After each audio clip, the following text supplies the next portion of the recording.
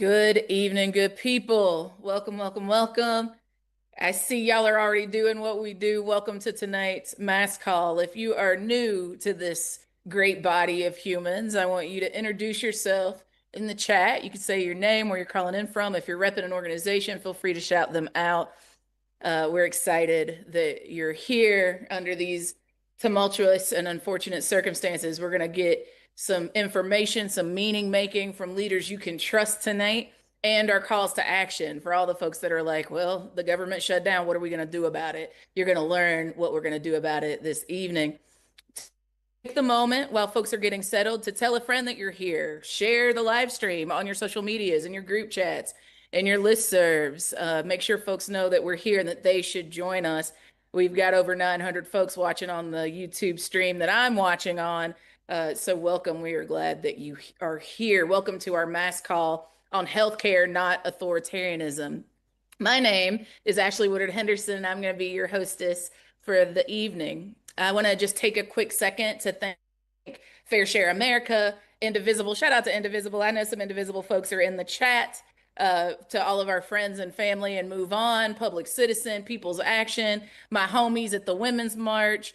And as y'all know, I'm a dues paying member of the Working Families Party. So shout out to Working Families Power and all the other organizations that are making tonight's call possible. If you represent any one of those organizations, thank you for not regarding it robbery to get on this call tonight.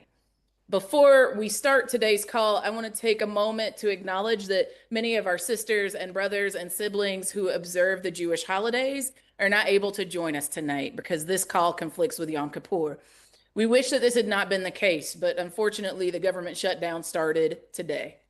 The call is going to be recorded and available to anybody who's unable to join tonight and would like to watch later. So if you know of folks that couldn't be here tonight because of Yom Kippur, any number of other real life reasons, let them know that we are recording and that they can watch this when they have time.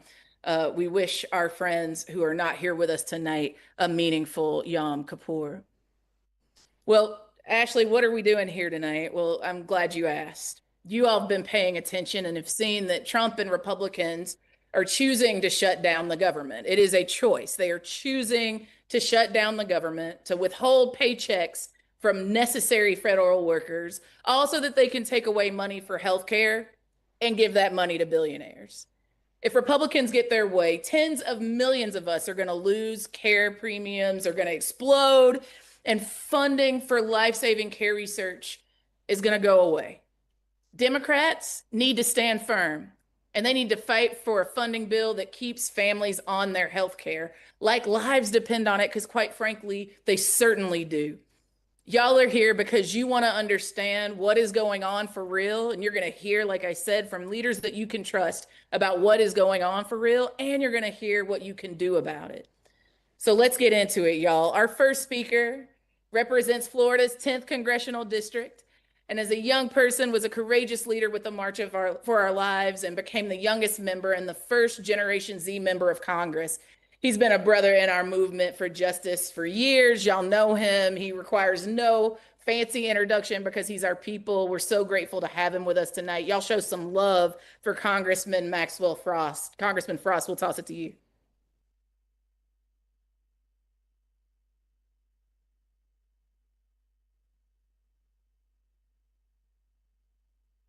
Y'all show some love in the chat. Welcome, Congressman Maxwell Frost. I did something that usually the Gen Z, doesn't do, and I was completely muted. But thank you so much. It's so good to be here. I appreciate the introduction, and definitely not living up to the Gen Z title today, but it's all right.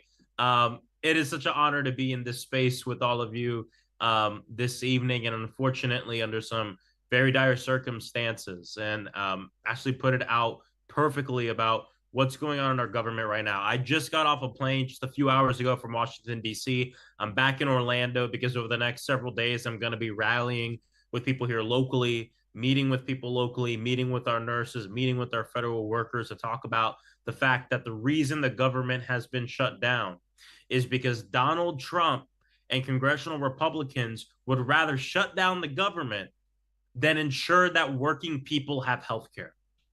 That is exactly what's going on.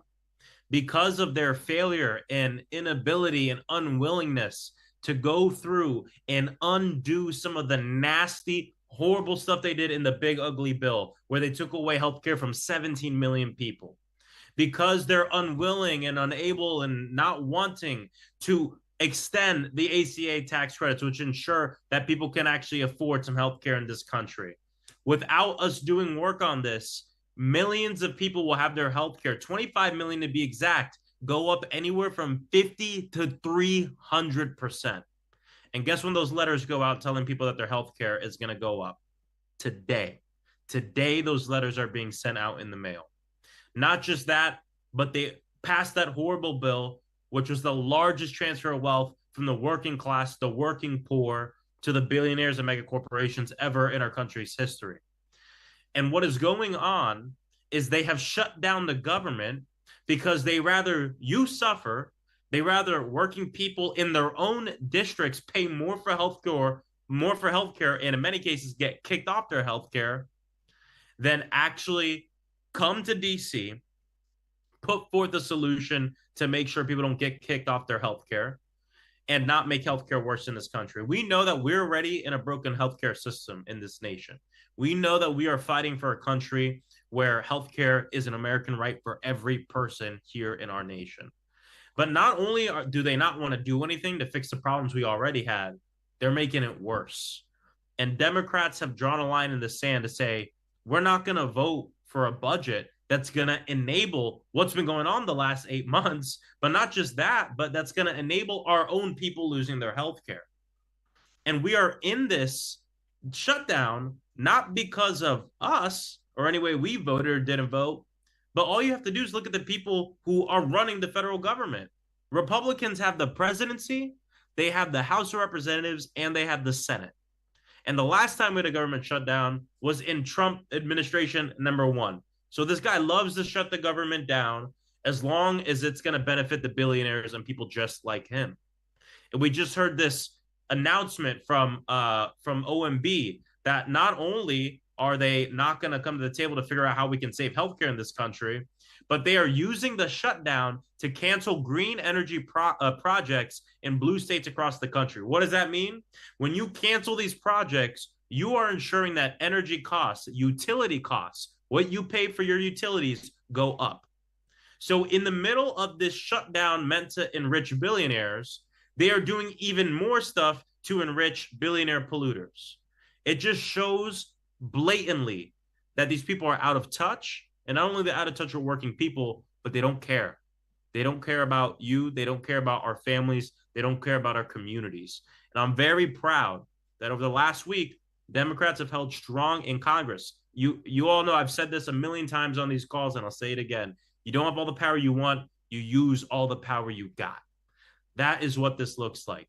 Using the power we have in this moment. And now the mission is very clear. Stand strong, don't cave, and ensure that we stand 10 toes down for working people. And now we go out across the country to explain, to talk about what is going on in Washington, D.C. That the president of the United States decided to shut down the government because he doesn't think that you deserve health care.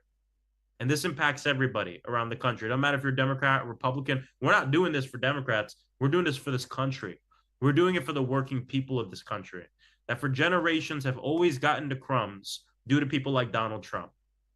Last thing I want to say is, Trump is spewing a bunch of lies about why we're in this situation right now. And I know no one on this call will believe him.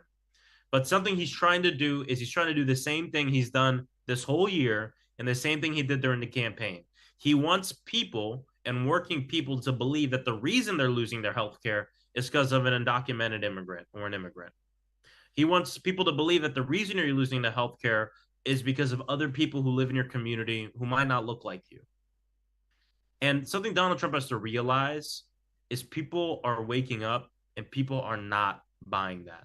We're tired of looking around us for people to blame for the fact that we can't afford our housing, for the reason that we can't afford our health care, and that people are getting letters right now that say their health care is going to go up upwards of 300%. And now we know exactly where to look. We know to look up. at people and billionaires like Donald Trump, who quite frankly has been taking advantage of and screwing over working people far before he even got to the White House. But now he's doing it there and causing harm to so many of our families across the entire country.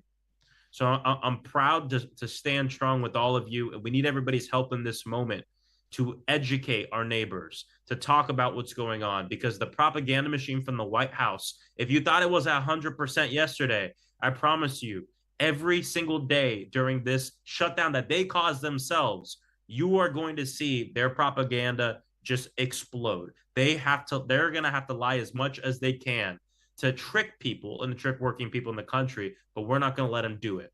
And through mass mobilizations, through actions, through teach-ins, through door knocking, through phone calls, through virtual programs just like this, we're going to be able to make sure people know the truth. And you know what the good news is? Going into this, the majority of Americans know exactly who to blame. But at the end of the day, this isn't some political blame game. This is about real people. This is about healthcare. This is about the decision on whether or not you're going to be able to put food on the table or live in your home anymore, because that costs, doubling your healthcare costs, can change the lives for most of our people. Over 60% of this country lives paycheck to paycheck. We have massive wealth inequality in this nation. And not only is this president doing nothing to solve that, but he's making it worse. Why? For the same reason I've said over and over again. He wants to keep the rich getting richer and keep the poor getting poorer, and want the middle class and the working class to become the working poor. But we're going to fight against it. Every organization on this call, every person watching this. So I appreciate you guys for taking the time out of your evening to be on this call, to get the education we all need, to go out in our communities tomorrow and start talking to people about why we're in this situation and the way that we become victorious, because we are in this until we win this fight for healthcare and for people. This is a righteous fight that is based on a love for our people, because when you love somebody, you want them to be healthy. And that's all I need to be in this fight. So God bless you all. Thank you so much for having me, and have a great night. Congressman Frost, we're just so grateful that you're here. And thank you for reminding us that this is meaningful work, that transcends the boundaries of a party. This is about making sure that our folks are taken care of and have the health care that they deserve. We're seeing a lot of love for you in the chat. And I just want to shout out that we're already seeing the impacts, as you mentioned today. Gina is in the chat saying that she was told by her doctor that she couldn't get an important screening that she needs today as a cancer survivor because he wasn't sure if he'd be able to process her Medicaid. Y'all, this is a right now problem, and we need right now leadership to do something about it. Thank you so much, Congressman Frost, for being one in the number that's fighting for our people. Thank you so much. Y'all, next we have the great congressman from Texas's 35th Congressional District. I know there's some folks that represent the great city of Austin, Texas on the call tonight. Shout out to you all. He is the chairman of the Congressional Progressive Caucus and a longtime movement organizer. Again, he needs no formal introduction because he is of us. We know him. Now I'm going to introduce the incredible Congressman Greg Casar. We'll toss it to him next. It's Congressman Greg Casar. I'm chairman of the Progressive Caucus, and I'm so grateful to each and every one of you for the organizing work you have been doing for months and months and months. Because now we're at a place where millions of folks out across the country, and House Democrats and Senate Democrats, are finally united in saying that we want healthcare over billionaires and democracy over autocracy. And we are putting our votes towards that very goal. And we're saying that we want to reopen this shutdown government and restore healthcare back to the American people. But House Republicans are nowhere to be found and here in Washington, D.C., and those House Republicans fled on vacation. In fact, there's more mentions of Donald Trump in the Epstein files than I've seen House Republicans here on Capitol grounds over the last few days. And that's because House Republicans are refusing to reopen the government and restore people's health care. They know that that's wrong, but they are taking that health care away because they want something more than that, and that's to give their billionaire donors a tax break. But that is an untenable position out there in the country.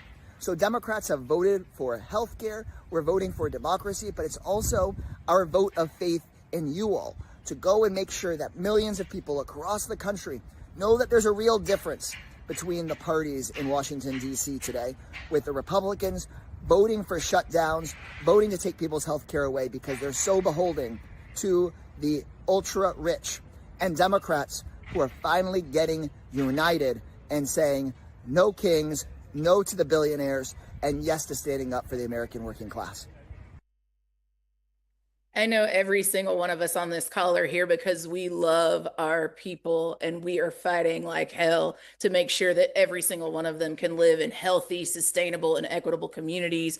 Thank you so much, Congressman Kassar, for being here with us tonight. Y'all, next, we're going to hear from a leader on the ground, a healthcare administrator and caregiver.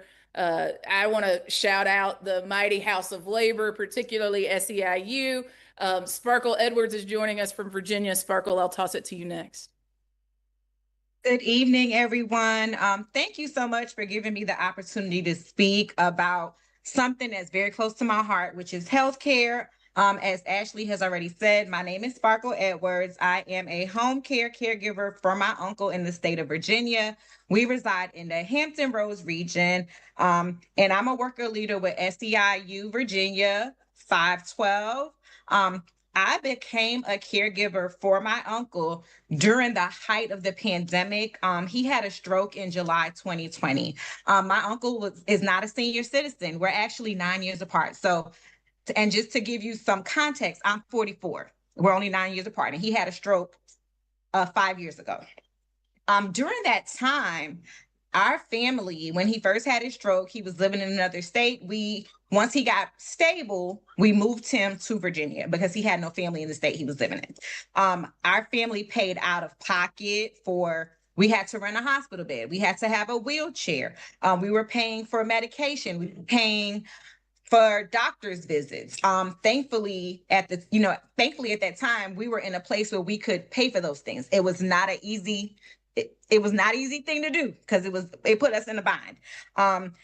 I was providing caregiver services to my uncle during that time, during the pandemic. I was not getting paid as a caregiver. I was working full time as a care coordinator and also providing services as a caregiver.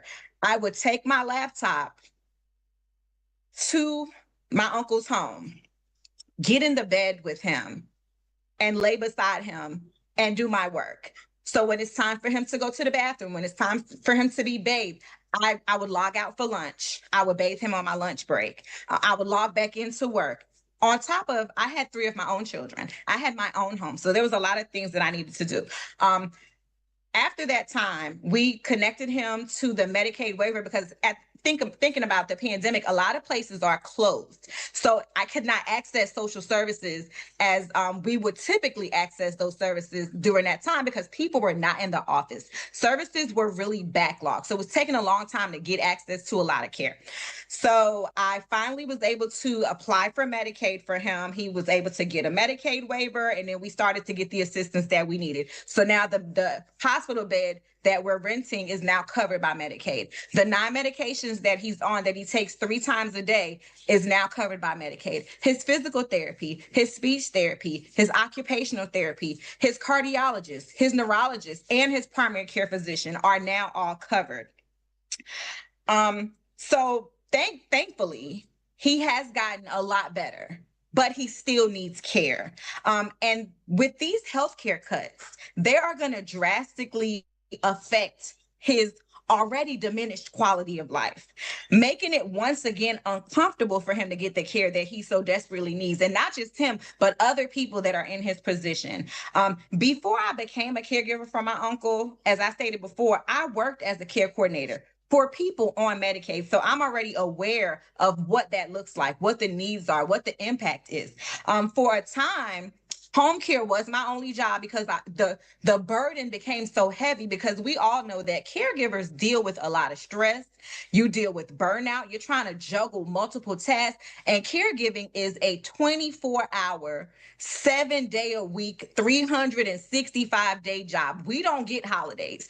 My loved one doesn't get better on Christmas or Thanksgiving or on Yom Kippur. They don't get better on those days. We still have to provide the care that they need.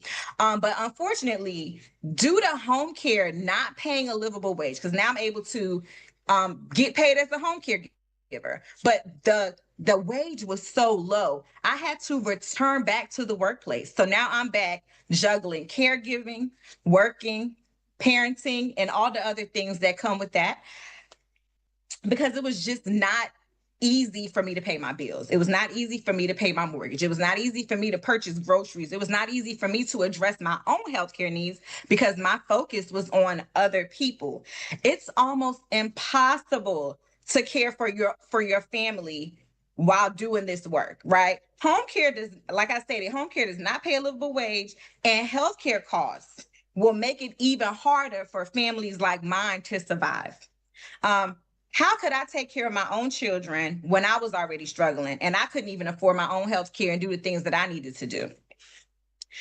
So I went back into the workplace, as I stated before. I continued to do the work of working with vulnerable populations. I continue to do the work of working with people who receive Medicaid. I continue to do the work of educating people and showing them how to access these services. I continue to do the work of helping them get beyond the red tape and to show them which door is the right door when it comes to accessing services and accessing care, which is something that I thoroughly enjoy doing, so much so that I decided to go back to school to pursue a degree, to pursue my master's actually in healthcare law, so that I could better advocate and better understand policy, but not just understanding the policy, but also breaking down the policy to a digestible level for those who may not understand themselves, because we know that policy is written in a way for regular people not to understand, right?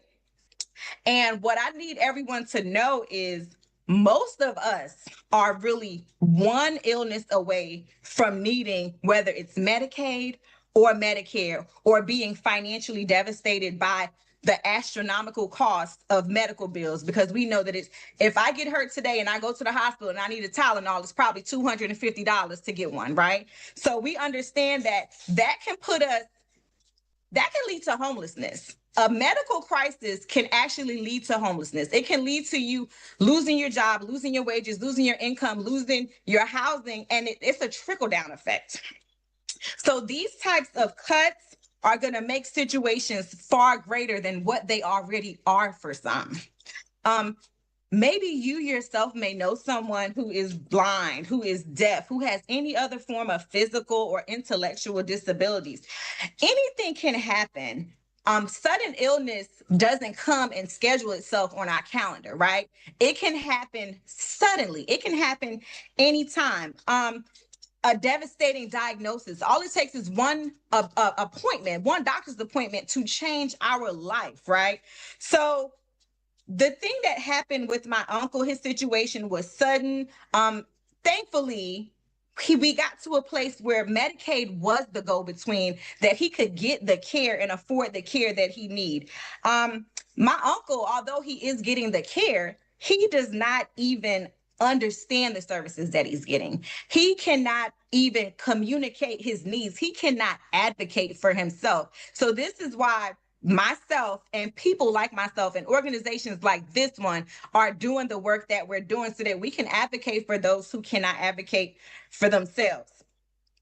The big ugly bill, not only does it make healthcare unaffordable, it's also trying to bury people like my uncle in paperwork to prevent them from getting the care that they need, because we all know of the exemption clause, right? Where if you have certain types of diagnosis, you can fill out this paperwork and it exempts you from the cut. But if you do not have the level of comprehension it takes to do the paperwork, to access the internet, to fill out the form, to apply for the exemption, you're not going to get it. So how do we help those who need that help?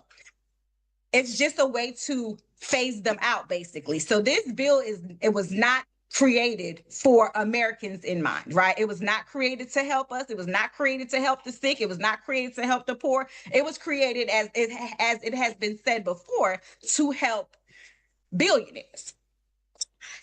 What I would say to Congress, and what I want us to echo to our congressional leaders, is to remind them of why they decided to run for office. Hold them accountable, right? We need them to represent the people that they swore to represent. We need them to protect our healthcare. We need them to fix the healthcare attacks that are in place or being put in place by the big ugly bill.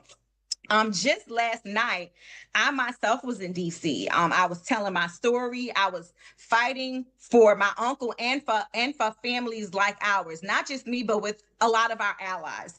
I was able to speak to several members of Congress, all, of course, from the Democratic Party. Sadly, my own representative, Congresswoman Jen Kiggans from Virginia's 2nd District, was not there, just like members of the Republican Party that left DC instead of doing the work to assist with helping to fix the healthcare crisis. But their absence is not going to stop me from advocating for healthcare. Their absence is not going to stop me from telling my story. It's not going to stop me from urging Congress to do the right thing. It's not going to stop me from urging Congress to fix this big ugly bill. We need them to stop these cruel healthcare attacks. We still have time to protect our families. We still have time to protect our care. I just want to thank you so much for the opportunity to speak. I know I get so riled up, and I'm very passionate about this topic. I have been working in the Medicaid space for about 20 years now. So it's something that I have seen as an employer, right? Someone in the workspace, I have seen it because I have done the work with my community. But it's different when you're seeing it from a perspective within your own family, because now you're seeing what the people you have been serving have been experiencing the whole time. And it feels different. It's a personal attack to me. It was still personal with my clients, but now I'm seeing the effects of it firsthand. I can't imagine what my uncle would do without his medications. And when you're thinking about someone that's had a stroke, he has high blood pressure medication. He has high blood pressure, high cholesterol, the effects of the stroke, the medications because his limbs are constricted. He has just an array of different services, an array of different medications that he's taken. And I'm very frustrated. So because of my frustration, because of how I feel, I turn that frustration into passion, and it causes me to do the work and open up my mouth and speak and say the things that need to be said so that people can do what needs to be done for people like him and all of those that rely on these types of services. So again, I just want to thank you for your time. Thank you for the opportunity to speak, and thank you for creating this platform so that our voices can be heard and amplified together to make changes to what's going on in our country today regarding our healthcare. Thank you so much. Sparkle, thank you for taking the time. We are sending so much love to you and your uncle and your family and all of the folks that you are caring for. Thank you for being here with us tonight to make it not just head work, but heart work that we're doing to make sure that we save healthcare and fight these billionaires and this wannabe king. Y'all, we don't regard it robbery to center the voices of people who are directly impacted. That's part of our organizing work. That is, in fact, part of the plan. But for my tacticians, for my people who want to jump to the next step of what we're supposed to do, because it is urgent. It is just as urgent to hear Sparkle's story and to lift her up and send her and all of the folks in the chat that are saying they are directly impacted by cuts to Medicaid, the prioritization of profit over our people. That is part of our work too. But for those of you that are waiting for a call to action, I'm about to give you one. This is it. You ready? Here it goes. There are two things I'm going to ask you to do. The first is I want you to be intentional about making a commitment. Every single one of us on this call making a commitment to get involved in the next few days. So for folks that are asking for the what's next because it's urgent, you're not wrong. You're exactly right. There's stuff that we need to do today, tomorrow, in the next few days to make our voices heard to our elected officials, specifically our senators, okay? So we're going to make some calls to our senators. Now, look, I know that sometimes my folks in red states are like, well, does it matter to call my senator? Absolutely it does. So we have scripts for folks that live in blue states, and I'll be talking to senators in the Democratic Party, but we also have scripts for folks that live in red states that are going to be talking to conservative leaders in the GOP. So we're going to drop links in the YouTube chat And for folks that are watching the recording, we'll make sure that it gets sent out with the recording. For folks that are asking how you'll get access to the recording, this video is going to stay on YouTube. So you'll still have access to it after we wrap up tonight. But we'll make sure that these calls to action get sent out to you as well. We're also going to drop links in the chat. So number one, I want you to make a commitment to call and get everybody you know to call their senator. Use the script that we've got to demand healthcare over authoritarianism, that we demand that the Democrats keep a backbone and they fight for healthcare to be included in this bill, right? So that's your step one. Step two is that we're going to mobilize, y'all. For folks that want to get down and protest and resistance and bringing community together in all numbers of ways, right? You could have a community health fair. You could have a meeting about what's going on. You can have people gather and rewatch this video and make calls to their senators. There's any number of ways that you can get down. We have a host toolkit to help you do it. But this Saturday, we are going to mobilize. We are going to mobilize in defense of healthcare. So I want, before we're off this call, to see you make the commitment to host one. Host an event this Saturday. So 2 calls to action. You're going to call your senators. You're going to get everybody you know to do that.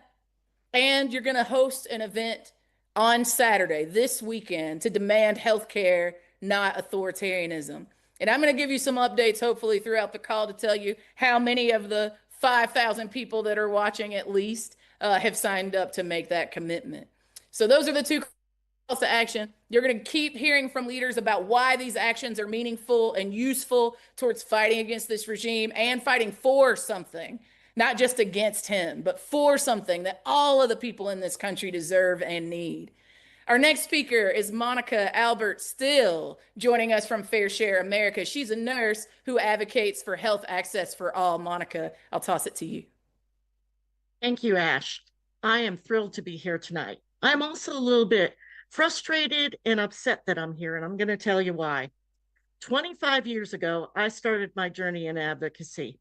I was born disabled, and because I spent a lot of time in the hospital as a kid with spina bifida, I decided to be a nurse. And I became a nurse so I could give care to people, not so I could argue with insurance companies, not so I could fill out red tape and nonsense paperwork for Medicaid and Medicare, or document something the appropriate way so people can get what they need.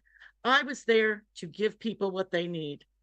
And about 25 years or so ago, my daughter is 24 now, so about 24 years ago, I was pregnant with her, and I had the unfortunate time to go wading in the Saco River in Maine. Great place, wonderful place. I had an open area on my heel that I didn't know about, and I caught a flesh-eating bacteria. I was working full-time for my family. My husband owned his own business, and all of a sudden, I lost my health insurance. There was no ACA at the time, and I also needed help from Medicaid. So I ended up in the hospital, ended up losing my leg. My daughter was born premature, but we're all here today because of Medicaid. My advocacy journey started then because the state of Connecticut, where I was living at the time, had a Republican governor. I'm not saying it's always the GOP, but it's mostly the GOP. What happened is she wanted to cut Medicaid. So I started by telling my story over and over to people to try to make sure that Medicaid cuts didn't happen. And that time we won. And now, nearly 25 years later, here I am again, sitting here arguing and telling people why you need to care about other people. We shouldn't have to tell congressmen why they should care about other people, why they should care about Americans. We voted for them. They work for us, and they should care about us. They should care about us and our health care more than they care about billionaires. And a lot of people sit there and they go, I don't have Medicaid. I don't know anybody who knows who I know of who has Medicaid. Well, it's not just people on Medicaid. If they cut the subsidies, if they cut the tax credits for the ACA, it's going to be everybody. Because what happens when people don't have health care? They delay care. They don't go to doctors. They go to the emergency room when things are so bad that they don't know what else to do. And when you go to that emergency room, I think we've all seen The Pit. I'm living near Pittsburgh now, so I'm going to mention The Pit. We've all seen The Pit. We see the people waiting there. We see them getting frustrated. That is going to get worse. It is going to be more difficult to access care. And that care is going to be more costly. We don't want to talk about the cost of healthcare, but we know it's expensive. We know that the insurance system that we have is more expensive than Medicare for all or universal health care, whatever you would like to call it. It is more expensive. And we have the worst outcomes that any country that has universal health care. It's ridiculous. And so you're going to be waiting there and you're going to need care. You're not going to have insurance. You're not going to have Medicaid because Medicaid isn't available to people because of the cuts, so that the billionaires can buy another yacht. And what happens then? Somebody has to pay the doctors. Somebody has to pay the nurses. Somebody has to care and pay for the Tylenol or whatever else that you get while you're in the hospital. And we all know the big hospital systems, they say they're broke.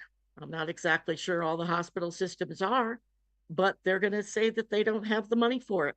First, they're going to go after you. If you own a home, they're going to go after your home and make sure that you pay for the care that you got. If you don't happen to own a home or anything, there's nowhere for them to go. And so a lot of these smaller hospitals, they're outside of the big hospital systems. I live in Pennsylvania, lots of rural areas all over this country with small little hospitals. They're going to have to close. They're not going to be able to keep their doors open, so that when you have a heart attack or your father falls and breaks his leg, or there's a horrible accident and there's trauma, what's going to happen? Where are you going to go? Are you going to travel 2 hours to the nearest trauma center?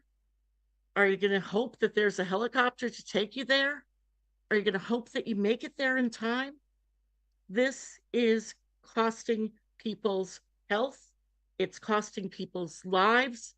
It's costing our friends, our neighbors, our brothers and sisters. It'll cost everyone, not just the people who you think, oh, they're on Medicaid. No, it's going to cost everyone. And I just want to share one thing about the disability community, or my friends, the disability community. Disabled people, we're not a monolith. We all have our own ideas, but one thing that we are all pretty much agreed on, it appears that this administration would like us to be gone. They are cutting Medicaid. The way they cut Medicaid is sneaky. They don't just say you don't get Medicaid anymore. They start slow. You can't get this thing that your doctor wants, this medicine. You get this cheaper one. You can't use this wheelchair that is best for you. You get this cheaper one. And slowly they whittle away the services that you can get. They whittle away the items that you can get. And they turn around and they say, you're unsafe at home. And where do they go? They put people in nursing homes, which are by and large owned now by venture capitalists. So it's another way to make more money for the billionaires. And once they do that, you don't get good care. It is not the fault of the nurses or the staff that is working there. Truly, it's the fault of the owners who are trying to take every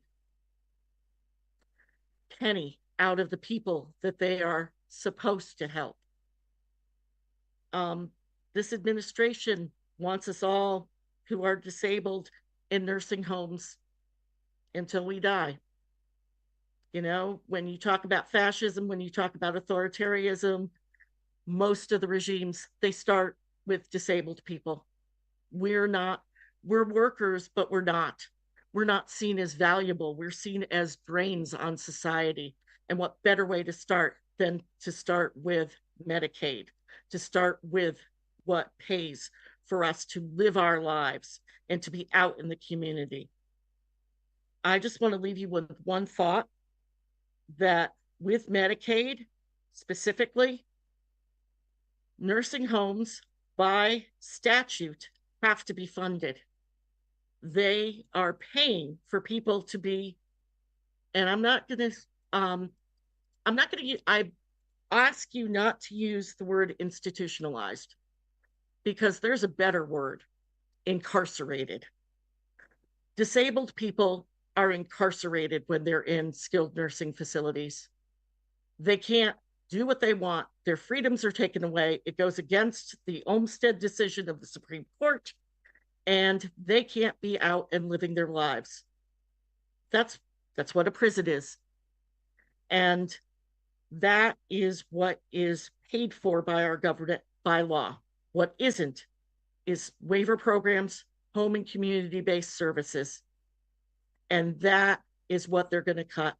That's what they're going to make more difficult. And then they turn around and say that somebody who is disabled is unsafe in their home, and for their safety, for their own good. Very paternalistic. This is where you need to go. This is where we can keep you safe. And quite honestly, it's the worst place in the world for most of us. I want to thank you so much for having me speak tonight. I appreciate the platform, and I encourage everyone to please call your senators, send them messages, send them snail mail, send them something they can't see. It's not fast, but make sure that they keep getting message after message after message that this is not what we elected them for. Thank you so much. Monica, you are a hero. Thank you for being with us here tonight. Thank you for telling us the truth. Thank you for giving us that call to action to actually reach out to our senators in meaningful ways to make sure that they know that we care about this issue, and we want them to be intentional about not scapegoating our health care for the sake of the profit of the billionaires. We appreciate you. Folks, y'all still want to know what to do? Well, I'm going to tell you again. We need you to call your senators, Republican and Democrat alike. We have scripts for you for both parties, depending on which your senator actually has pledged allegiance to. And we are going to mobilize on Saturday. So folks are asking, well, so are we going to do Saturday and then again on October 18th for No Kings? You damn right we are. We're going to show up and we're going to show out because our people's lives depend on it. Y'all, fighting authoritarianism is a 24/7, 365 kind of gig, y'all. It's not something you just like put on the weekend and take off. This is something that we're going to have to be committed to for the long haul. And there's some stuff that we can do right now for folks that are like, well, I've already called like 1,000 times. We'll call 1,000 more and get 1,000 more people to do it too. Now is the time that they need to hear from the majority of us. Folks are like, well, what if I call and I don't get an answer? Well, welcome to the land of a government shutdown. Congress members are still going to get paid, but guess what? Some of their staff is impacted, right? So hold the line. If you call and you don't get a person, call again. If you call and have to leave a message, but call. It's gonna matter. It actually does matter. I'm telling you because I talked to the people that work up there and they told me it matters. So I'm telling you it matters. Call. And then mobilize on Saturday. If you're like, yo, Ash, I don't know what to do that. That's okay. We're dropping a link tree that has links to the host toolkit that tells you how to pick a place and how to make sure you've got the things that you need to bring people together. So please check out the host toolkit and sign up to host an event tonight. And then, yes, mobilize on the 18th for No Kings. But we've got some stuff we've got to do before then to make sure that we get health care. So please, make sure you pay attention to the links in the chat for the calls to action.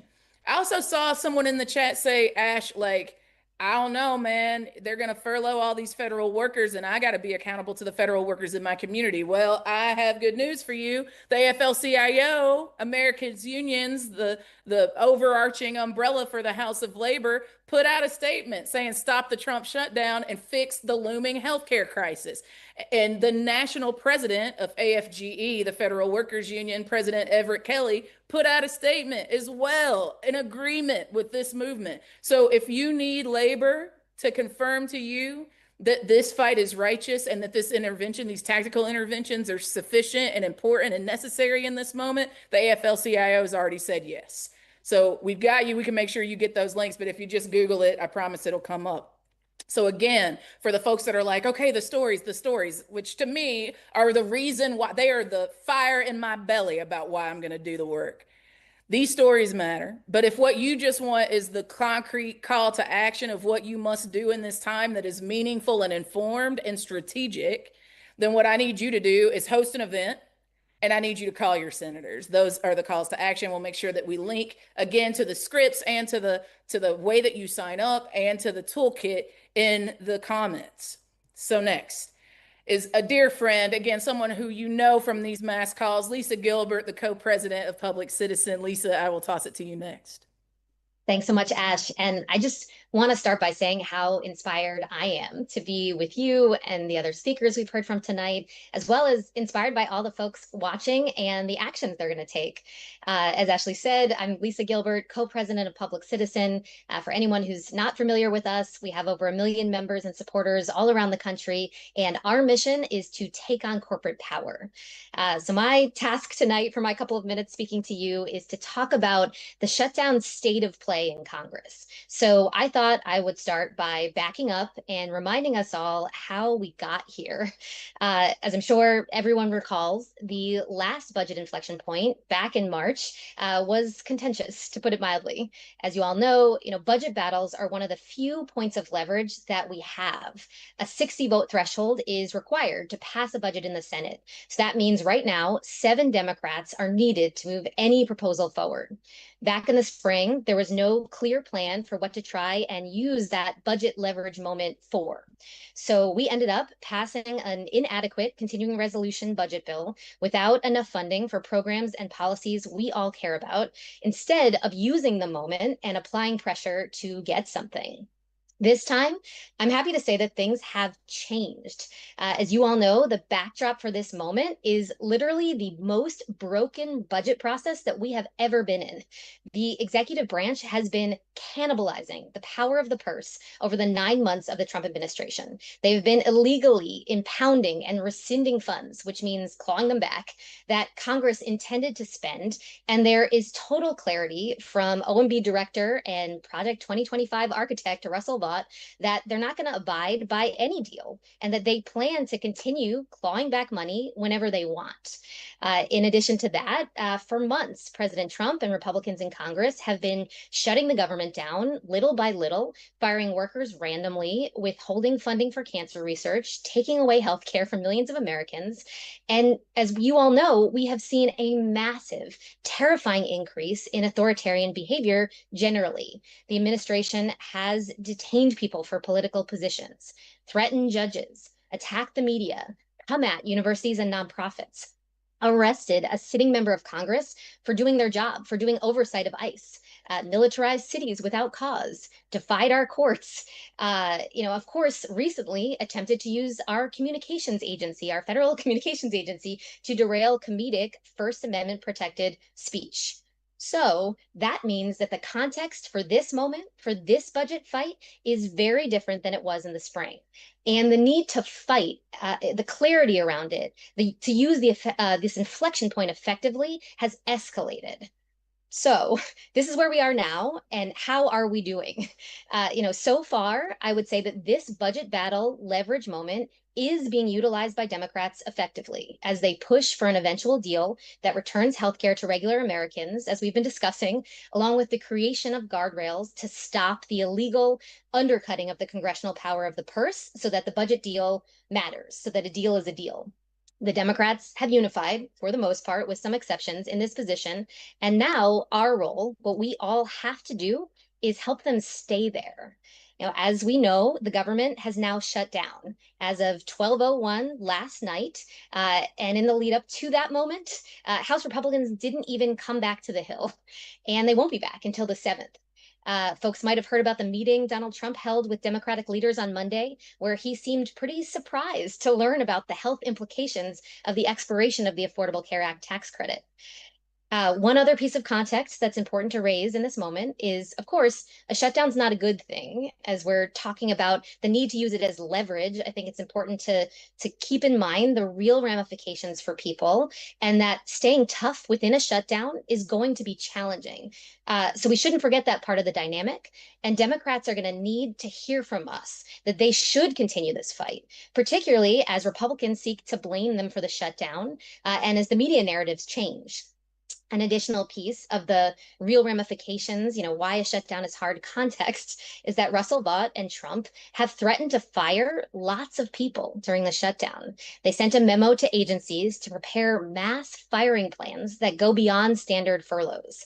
This is, of course, a typical Trump standard bullying, threat, and intimidation tactic. In response to this threat, we should all seek to make clear that averting a shutdown does not mean averting layoffs. The Trump administration is going to continue to slash federal jobs, despite the questionable legality of that, no matter what, whether we're in a shutdown or not. They have fired and doged, going to use that as a verb, people for 9 months. Nothing is going to stop them now. Over the last 2 days, in terms of where we are, we've had several votes in the Senate where we lost only a few Democrats on the House pass CR vote. So thus far, we're doing pretty well. They are holding the line. But I want to close by reiterating that as things get harder, as the shutdown continues, all of our work, everything we're going to do, the tactics Ash was mentioning, are increasingly important. We need to convince them to stay in the fight and to provide accountability if they don't. We need them to stay tough. Again, only 7 Democrats need to decide to cross over, and this is over. So we all need to do everything we can to ensure that we win something from this moment, both on our care, on our health care, and on guardrails against future illegal cuts. In this authoritarian moment, we can do nothing less. So I'm so happy to be in this work with all of you, in the fight together as we move forward from here. And there is so much we need to do. We're going to keep talking about the calls to action that Ash mentioned throughout the call, how important they are, and how we need to keep them up all the way to no kings. So with that, Ash, I'll hand it back to you, to the next speaker. Lisa, we're so grateful for you. People were showing so much love for Public Citizen in the chat, talking about the lawsuits, and just really, really grateful. Thank you for being with us tonight. Thanks. Y'all, again, help each other. I see you in the chat reminding people to copy and paste the links. If you can't just click them in the comments, you can copy it, put it in your browser. If you lose it in the chat, no sweat. If you look at that bar, that orange bar, I think it's right here. Yep, right there. The link is right there, so you can type it out, but just for good measure, I'm gonna say it out loud. And then for all the folks that are like, email me the link, email me the link. I promise you, we are gonna make sure you've got access to this. We want you to be able to do it, and we want you to help other people to do it. You can start by helping the people in the comment section, but certainly your neighbors, your friends, your colleagues, everybody that we can get to participate in these calls to action, calling their senators and showing up to host an event or attend an event on Saturday is really mission critical to what we're trying to get done tonight. So I'm going to read it from my phone because I'm watching with y'all. It is link TRLINKTR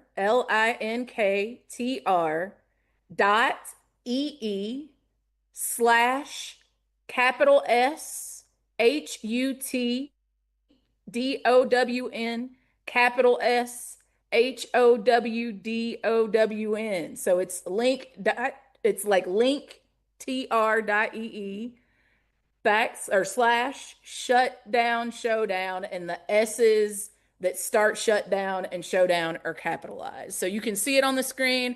We've got it pinned. Shout out to the kids, got it pinned in the comments. We're going to keep dropping it, but y'all can copy and paste it, or you can type it into your browser, and we'll make sure that we send it to everyone who registered for the call tonight. I promise we're not going to leave you out here hanging. Next, I'm going to introduce my brother, one of the incredible co-executive directors of the mighty, mighty, mighty Indivisible. If you were with the Indivisible fam, I want you to shout out your chapter in the chat. Y'all know him and love him. He is Ezra Levin. Come on in the room, Ezra. Ash, oh my God, I'm so fired up. We are going to win this. We are going to win this. We are going to win this because we got the better argument. We have the people on our side. We just have to do the work. That's it. That's all we have to do. I love getting fired up by my heroes in Congress. Can I tell you, Max Frost, Greg Casar, love it. I love getting grounded in what this is all actually about. Just bravo, huge appreciation to Sparkle and Monica. And I gotta say, Lisa at Public Citizen giving us the lay of the land as nobody else can. An absolute legend. And although I love all that stuff, I gotta tell you, I get to do some fun stuff here too. Because I get to talk about what do we do about this shit. We're not mere victims of world events. We are not just doing whatever Donald Trump says and standing there waiting to see what happens. We get to do something. We have a role to play. There is action we can take that actually will influence what happens next. And that's how we're going to win. So I get to talk about concrete actions. Ash, you've already mentioned it a couple times, but I want to remind people where we are right now. There are a lot of politicians who are trying to raise all of our healthcare costs. There are a lot of politicians trying to give a blank check to Donald Trump, and they are politicians. What do politicians like? They love praise. What don't they like? They don't like organized constituents making clear that they're not representing them. That gives us power. We don't know how long this shutdown is going to last. That's up to the Republicans. But what we do know is they need to feel heat from their constituents to actually sit down and negotiate with the Dems. That's where we come in. Now, we've mentioned No Kings Day 2, October 18th, going to be enormous. We can't wait for No Kings 2, though. We can't wait for those millions of people to come out. We got to come out this week, this weekend. The cavalry's coming, y'all, but we can't wait for the cavalry. We got to show up. We got to show up now. And for everybody watching this, look, we are spending our Wednesday evening talking about how we save democracy. Most people are not doing that. You are paying attention to the twists and turns in this fight. You've heard from everybody here. You are engaged. Many people around this country woke up this morning and found out a shutdown was happening. They didn't know this was coming. They didn't know Congress was going to screw things up so bad. We need to make sure everybody in our communities know that Republicans are responsible for this shutdown, and folks in these communities need to know what they can do about it. This is where we come in. So a couple of concrete actions. Here's what we're asking. Ash, you mentioned it already. There is nothing more impactful to move a member of Congress than for their constituents to show up, to take time out of their day to show up in person and make their opinions heard. So we are all asking for this Saturday to be one of those days. Make sure your neighbors know. Make sure your colleagues know. Make sure your mom and your brother and your cousins and your friends and people on the street know, hey, they're screwing things up and they need to hear from us.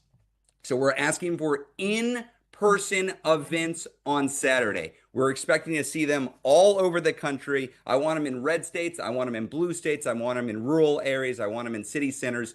We need you to put these up online so other people can find them. We're going to have links. You can see Mobilize Dashboard and a host toolkit. If you've never done anything like this, it's not rocket science. It's showing up with some friends and making your voice heard. You can do it. You can do it. This is being a upstanding member of our society fighting for your community. It is in your power to do. Do not wait for some professional politician to come out there and say they're leading. You are leading this, and you can do it. We've got some help for you to actually carry this out. But I want to make very clear, pictures or it didn't happen, y'all. If you don't have video, if you don't have pictures, if you don't have a way to tell this story, not very many people are going to see it. You need to capture this moment so that other people are going to hear it on the radio. They're going to see it on TV. They're going to see it on national press. That's how there is going to be a sense that, oh my gosh, folks are actually standing up. Folks are actually paying attention. Folks are actually putting pressure. You have the power to do this. We'll help you out so you can actually orchestrate these events. But Ash said this earlier, it's not just events. Calls to Congress matter. I can say I was a former congressional staffer. I know what it felt like to sit in a congressional office and have the phone lines melt with call after call after call when we were considering some piece of legislation. That changes the sense of what's happening in Congress. So if you've called already, like Ash said, you can call again. You can also call your friends and your relatives and other community members and say, hey, this is important now. You have power. Because we've got to buck up the Democrats. We've got to make sure the Republicans understand that they don't have support to continue doing what they're doing. Specifically, Republican senators, You need to hold them accountable. You need to tell them that you understand. If you've got a Republican senator, you understand they are responsible for this shutdown and they are trying to raise your healthcare costs and you're not going to stand for it. If you've got a Dem senator who goes by the name of John Fetterman or Catherine Cortez Masto or Angus King, you call their offices and tell them you are a deeply concerned and upset constituent and you want them to change their ways and stop siding with Donald Trump and the Republicans to shut down the government. There are 3 turncoats so far in the Democratic Senate. Those are the 3. If it's just those 3, if we keep it at that, we win. If we shame them and get them back on our side, excellent. We will welcome them back in the fold, but they need to hear from you. And for all other Dems, again, remember, these are politicians. What do they want? They want love. They want support. They want to hear that their constituents appreciate that they're fighting for them. A lot of these folks just recently discovered they have a spine. Make sure that they keep hold of that. Make sure that they stand up straight. Make sure that they keep on fighting for you and that you see and appreciate them. I can tell you, it is very rare for a congressional office to get a call from somebody who isn't pissed off. Usually people call because they're mad. You can call because you're happy, because chances are if you've got a Democratic senator, they're doing the right thing now. And you should call and tell them you see that, appreciate it, and want them to hold firm. So please, this is a time for action. This is one of those rare moments where we don't know what the hell's going to happen. We don't know when the Republicans are going to break. We don't know how this is all going to settle. But what could be the determinative factor is how strong of a hand we play right now. We've got the power to play it. So thank you for being on this call. Thank you for staying engaged. And thank you for exercising the power that you have to change the outcome of this. We're going to win because we're going to do the work to win. Ash, back to you. You know, I've never been scared of a fight, and I don't get into fights that I don't think I can win. And I think I can win this one, Ezra. I feel confident that if we do even the minimal, calling your senator, that's a light lift, y'all. That's a light lift. Showing up to an action on Saturday, relatively light lift, y'all. We can do this. We can put the pressure on that forces the Democratic Party to have a backbone, forces these Republicans to actually prioritize people over profit. We can do it. And in fact, this is the time where we would ask ourselves, hey, what would we be doing? Should there be a fascist takeover of the federal government that is attacking people's access to healthcare? Well, now you get to decide. You get to decide who you would be right now. And these 2 calls to action are your first step to being on the right side of history that's pushing the moral arc of the universe towards justice. Thank you, Ezra. We're sending love to Leah and all the Indivisible fam. We see you in the chat. Thank y'all for being here. Now, the benediction, last but certainly not least, is my party leader and my brother, an incredible leader. I get to bring to y'all someone that you know well because he's been organizing in these streets for a long, long time, and he is now the national director of Working Families Power. I get to bring up my brother, Maurice Mitchell. Mo, we'll toss it to you next. Thank you. Thank you so much, Ashley. And everybody, please, let's give it up for Ashley. Thank you so much for leading us, for holding us, for being our spiritual beacon in the darkness. We so appreciate you and your leadership. And good evening to you, my brothers and sisters and siblings. Thank you so much for being with us on this call today. Now, Working Families Power is grateful to be co-hosting this call today, and we're so grateful to be with our partners in Indivisible, with Move On, with Public Citizen, with Fair Share America. It was great to hear my brother Maxwell and Greg, to listen to the stories of Sparkle and Monica, y'all, to be inspired by the leadership of Lisa and Ezra, and to be inspired by every single one of you. Now, we are in a make or break moment right now. And that is why it is so very important that you all are on this call right now, and that we fight together, and that we are unified in our demands. The people united will never be defeated. As of midnight last night, we know that our government is in a shutdown. And to be clear, it's because Donald Trump and congressional Republicans caused this shutdown. We can't repeat that more. And they did this all because they refused to negotiate and lower healthcare costs for working class families. Now, let's just zoom out a little bit. We live in the richest country in the history of countries. We live in the richest country in the history of the world. Yet Republicans want to kick millions of families off their health care. I just heard that Elon Musk became the first 500 billionaire. He has a $500 billion.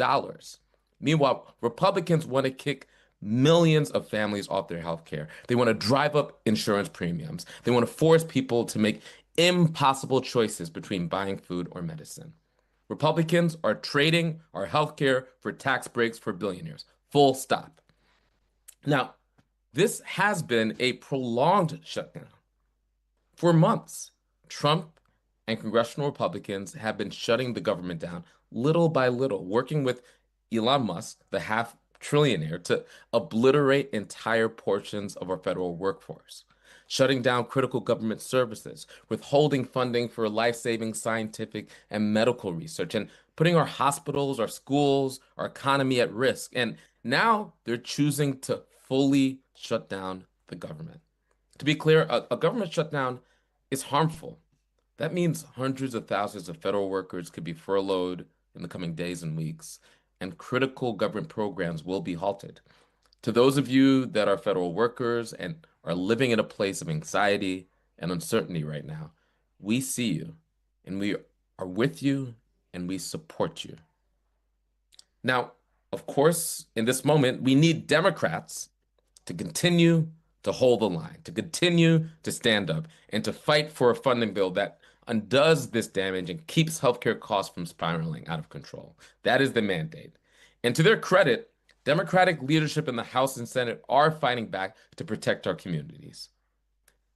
This shutdown is a Republican shutdown.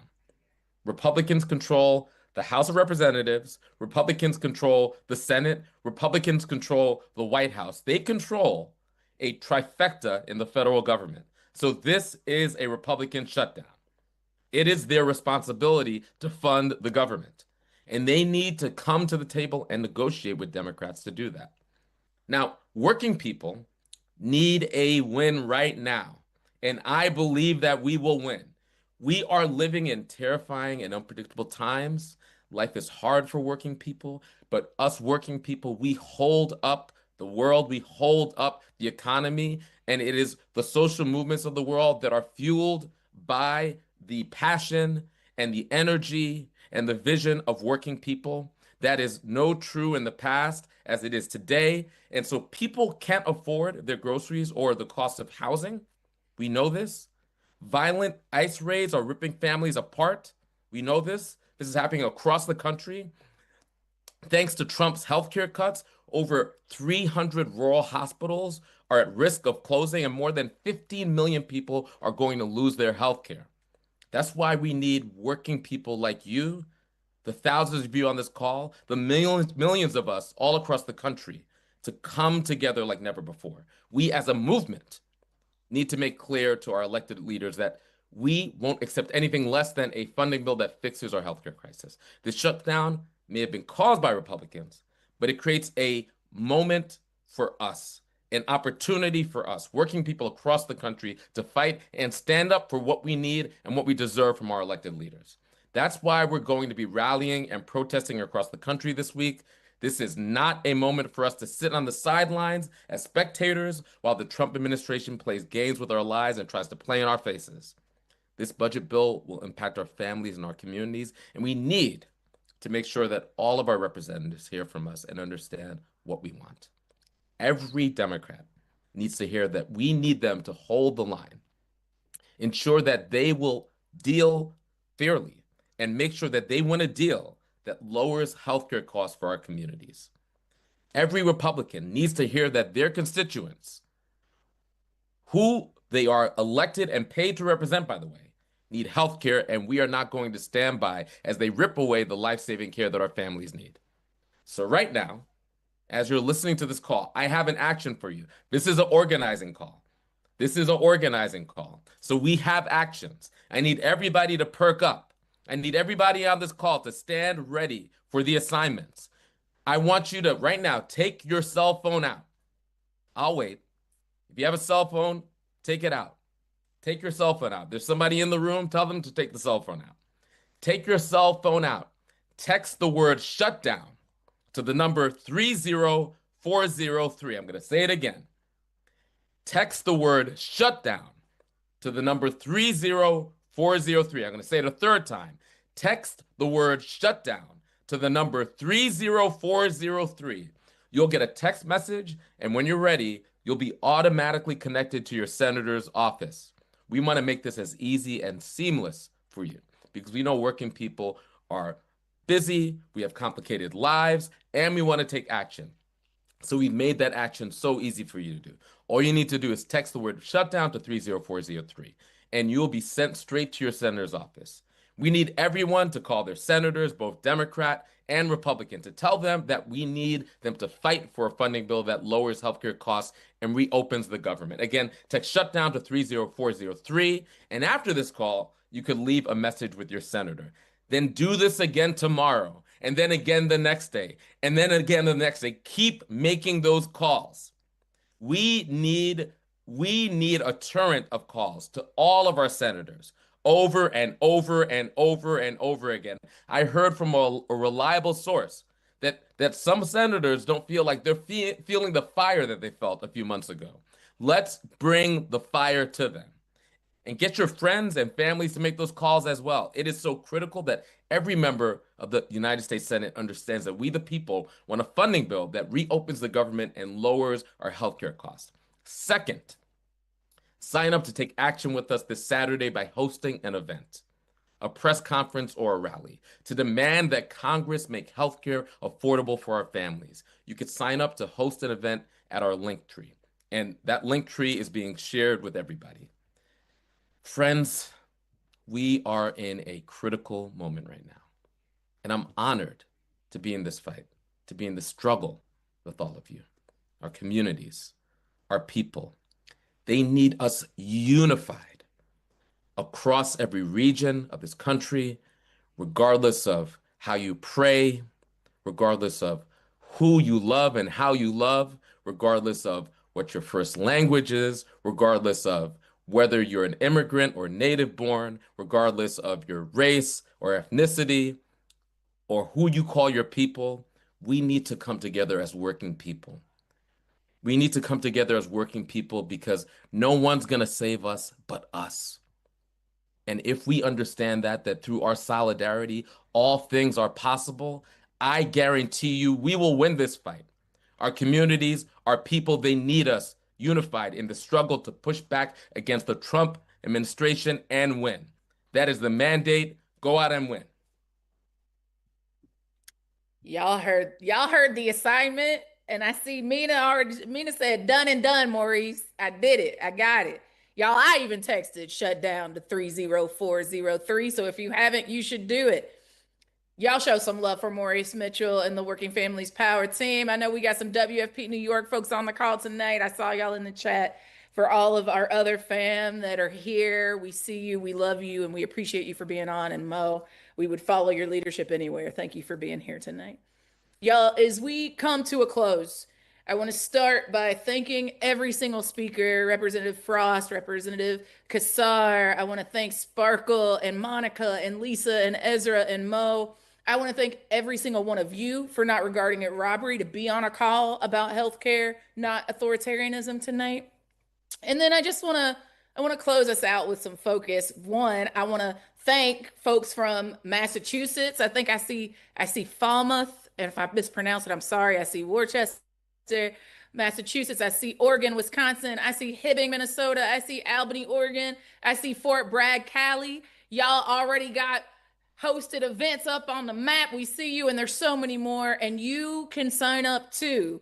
In fact, you can go to the pinned comment on YouTube, and you can now click. That is an active link now. So if you have been trying to get the link to work and it wasn't working, you couldn't copy and paste it into your browser, no sweat. We're still going to send it out. But if you're still on, you can click it in the pinned comment. So just click that, click the Linktree link, and it'll take you to the calls to action. It'll take you to the scripts. It'll take you to the host toolkit. So you'll have everything you need in one place.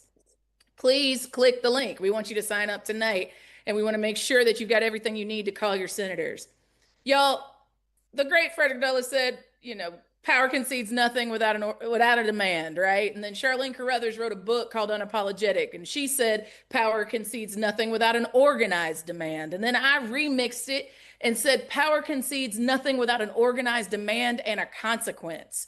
And this weekend, we have the opportunity, over the next few days, we have an opportunity to be the organized consequence for the demand of healthcare for all people in this country. I'm excited to be one in the number with you. Y'all have been in the streets and chanted, ain't no power like the power of the people, because the power of the people don't stop.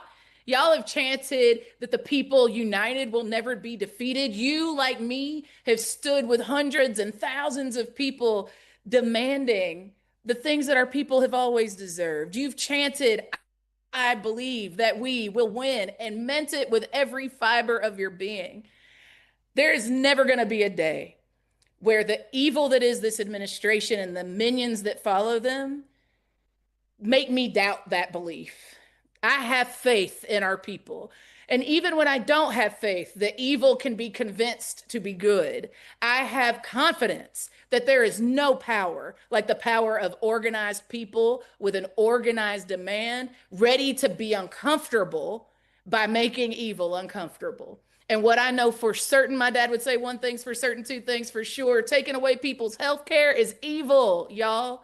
And we have an opportunity to do something about it. For real, we could do something about it. I believe that we'll do it because you all made a sacrifice tonight to be on this call. So before you leave, one more time, I'm going to invite you to sign up to host an event this Saturday. I'm going to invite you to text Shutdown to 30403 to get the link tree and look at the links. Call your senator, make the commitment. If you're committed, I need you to tell me in the chat, I'm committed.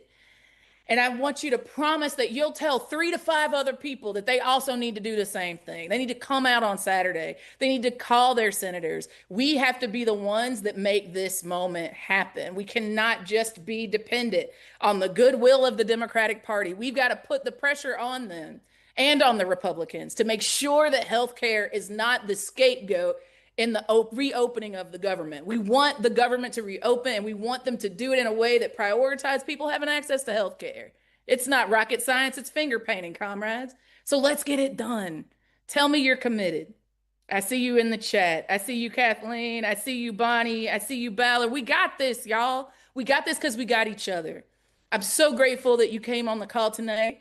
I'm excited to hear you and see you on social media telling people that you made your calls. Let's be accountable in that way. And I will see you in the streets on Saturday, if not before. Have a great night, y'all. Take good care.